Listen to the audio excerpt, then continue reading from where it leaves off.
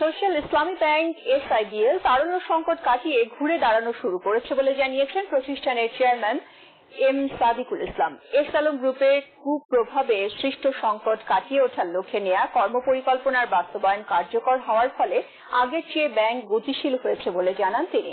রাজধানীর সিটি সেন্টারে আয়োজিত এক সংবাদ সম্মেলনে ব্যাংকের ব্যবস্থাপনা পরিচালক মোহাম্মদ ফোরকানুল্লাহ জানান, এসআলম কেলেঙ্কারিতে যে 9টি ব্যাংক ক্ষতিগ্রস্ত হয়েছে তার মধ্যে সবচেয়ে ভালো অবস্থানে আছে সোশ্যাল ইসলামী ব্যাংক।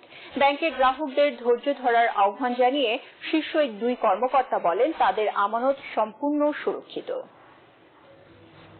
আমরা সংকট উত্তরণে বেশ কিছু ব্যবস্থা নিয়েছি। বাই দিস টাইম 4টি ব্যাংক থেকে 900 কোটি টাকা তারল্যের প্রতিশ্রুতি আমরা পেয়েছি এবং আমরা 450 কোটি টাকা তারল্য এবং ডিপোজিট পেয়েছি। এছাড়াও আরো কয়েকটি ব্যাংক তারল্য এবং ডিপোজিট প্রদানের প্রতিশ্রুতি দিয়েছে। এসআলমের অধীনে থাকা ব্যাংকগুলোর ভিতর এসআইবিএল এক সময় নাম ঢুকলেও এসআইবিএল এর অবস্থা কিন্তু বাকিগুলো থেকে অনেক ব্যতিক্রম।